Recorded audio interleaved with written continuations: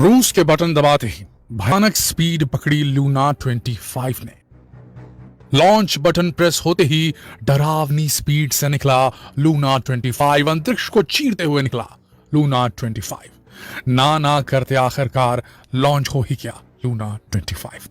सबसे बड़ी बात दोस्तों, जिस लूनर ट्रेजेक्टरी में, जिस हाईवे की हम बात किया करते थे, चंद्रमा की ओर जाने वाले हाईवे की हम बात किया करते थे, जिस लूनर ट्रेजेक्टरी में चंद्रयान 3 को इंजेक्ट होने में, लूनर ट्रेजेक्टरी ट्रांसफर होने में 18 दिन से भी ज्यादा का वक्त लगा था, उसे महज 80 मिनट में अचीव कर लिया लूना 25 ने। सोचिए कितना तेज है लूना 25।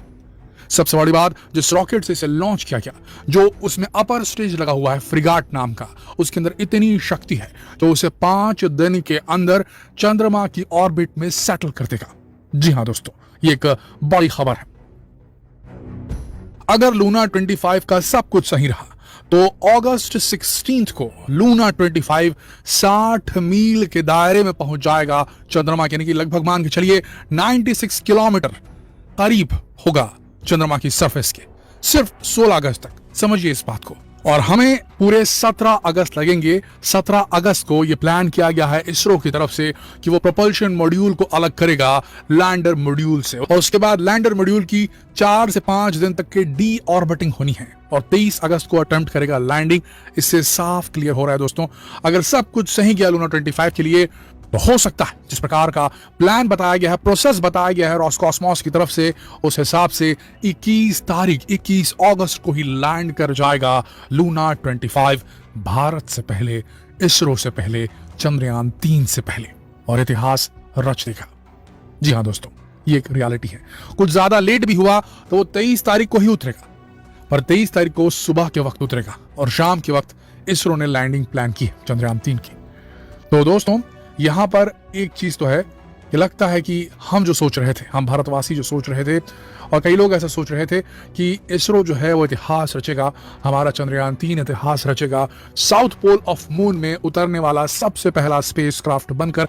अब लगता है उन उम्मीदों पर पार्शियल ग्रहण लग चुका है कि रशिया की। तो आपको एक बात जानकर थोड़ा सा आश्चर्य होगा, सोवियत एरा काफी लेजेंडरी था स्पेस वॉर और स्पेस रेस में रशिया के लिए। उस वक्त का सोवियत यूनियन जो था, अविभाजित सोवियत यूनियन, बाद में जब उसका विखंडन हुआ तो उसके बाद रशिया ने जितने भी स्पेस लैंडिंग मिशन भेजे, हम ऑर्बिटिंग मिशन की काउंट नहीं कर रहे हैं यहां पर, लैंडिंग मिशन जितने भी भेजे रशिया ने अपने एरा में, उसमें 2 लैंडिंग अटेम्प्ट इसने किए और दोनों लैंडिंग अटेम्प्ट इसके पैसिफिक ओशन में गिर गए थे। ये एक रियलिटी है।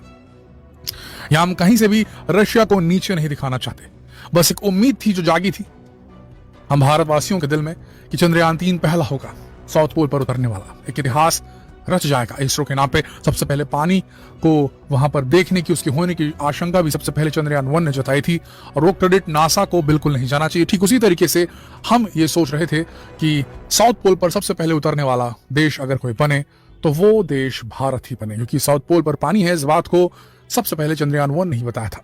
तो यहां पर यह ना हो कि पावरफुल कंट्री डिस्क्रेडिट कर दे भारत को। हालांकि ऐसा रशिया करना नहीं चाहेगा, बट चीजें कुछ ऐसी हैं दोस्तों कि इसे समझना थोड़ा सा पेचीदा है। यह बात अब एक असलियत बन चुकी है कि अब चंद्रमा को भी जियोपॉलिटिकल टेंशन का एरिया बनाया जा रहा है, और ये हम यूं ही बनी बनाए बातें नहीं कर रहे हैं। अगर हम बात करें विटाली इगोरोव की, नाम इनका आप गूगल सर्च कर लीजिएगा, विटाली इगोरोव, ये एक पॉपुलर रशियन स्पेस एनालिस्ट है। जैसे हमारे एनालिस्ट होते हैं ना, अलग अलग प्रकार के इलेक्शन एनालिस्ट जो बैठ करके बताते हैं यहां सीट इतनी आएगी, वहां सीट इतनी आएगी, तो वहां पर स्पेस एनालिस्ट रहते हैं। तो वो स्पेस एनालिस्ट जो हैं वो कवर कर रहे हैं लगातार सालों साल से। सोवियत एरा में भी उन्होंने कवर किया है किस प्रकार से रशिया ने पैसों को फूंक दिया था पूरी तरीके से स्पेस रेस में अमेरिका के अगेंस्ट, और उन्होंने बहुत क्लोजली वॉच किया है लूना 25 की प्रोग्रेशन को भी। और विटाली इगोरोव जो कि पॉपुलर रशियन स्पेस एनालिस्ट हैं, उनका सीधा सीधा कहना है, हम इंग्लिश में बोलते हैं फिर हिंदी ट्रांसलेट करेंगे, study of the moon is not the goal. समझ रहे आप? मून को स्टडी करना, मून को समझना, मून का अध्ययन करना मेन गोल नहीं है लूना 25 का। इनकी बात बता रहे हैं, इनकी कथन बता रहे हैं आपको, विटाली इगोरोव का, पॉपुलर रशियन स्पेस एनालिस्ट का।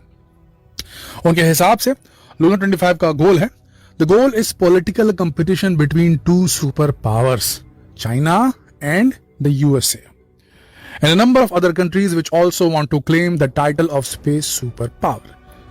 पहला पार्ट तो चलो ठीक है ना, पॉलिटिकल कंपटीशन करना चाहते हैं टू सुपर पावर्स के साथ में। लो कौन सुपर पावर्स? चाइना और अमेरिका, ये इनका कहना है। आगे बोलते हैं इसके अलावा a number of other countries which also want to claim the title of space super power.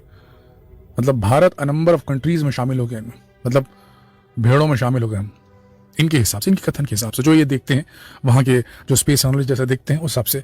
मतलब ऐसे बहुत सारे देश हैं जो सुपर पावर बनना चाहते हैं स्पेस के, उनसे भी हमारी कंपटीशन है, और वो कंपटीशन सीधे सीधे भारत से बात कर रहे हैं। तभी तो एग्जैक्ट उस टाइम पे इन्होंने अपना लैंडिंग प्लान किया है जब भारत उतरने वाला था, और भेजा भी एकदम आखिरी में। वो चाहते तो पहले भेज देते, पर यही टाइम क्यों इन्होंने चुना? ठीक है, एक एंगल ये हो सकता है कि भाई जो लूनर डे होता है, चंद्रमा पे एक दिन जो होता है वो 14 दिन का वहां सुबह होता है और 14 दिन की वहां पर रात होती है। 28 दिन हमारी धरती के जो होते हैं वो वहां के एक दिन और रात होते हैं।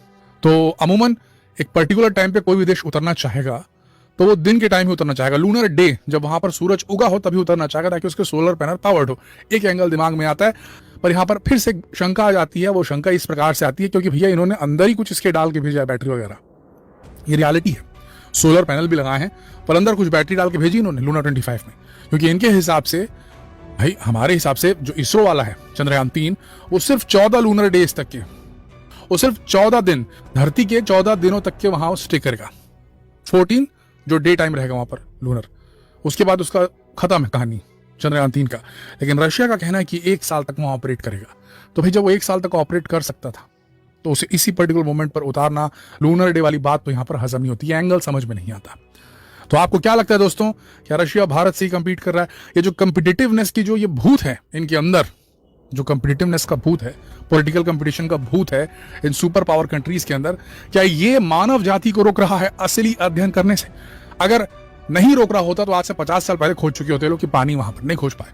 भारत कूल एंड काम माइंड से एनर्जी इफिशिएंट मिशन भेज रहा है, कम फ्यूल कम रॉकेट के बजट के साथ में, और अपने टाइम से वहां पहुंच रहा है, और हर बार कुछ नया खोज करके निकाल रहा है। और ये लोग वहां सिर्फ अपना डेमोन्स्ट्रेट करने जाते हैं कि हम उतर सकते हैं, हम यहाँ पैर रख सकते हैं, हम पहले उतरेंगे, first man in moon, first man in अंतरिक्ष, स्पेस, जो भी कह लो। तो क्या ये सही है? किसका अप्रोच सही लगता है आपको? नीचे कमेंट सेक्शन में लिखकर जरूर बताएं, और कहीं मत जाएं। अगले वीडियो में हम आपको बताने वाले हैं कि रूस ने क्या जानबूझकर चंद्रयान 3 के पीछे भेजा लूना 25, चंद्रयान 3 को हराने के लिए। क्या ये रियलिटी है? इस बात से हम पर्दा उठाएंगे अगले वीडियो में। तो बने रहिए हमारे चैनल के साथ, जितना हो सके इस वीडियो को शेयर करें फेसबुक पर, व्हाट्सएप पर।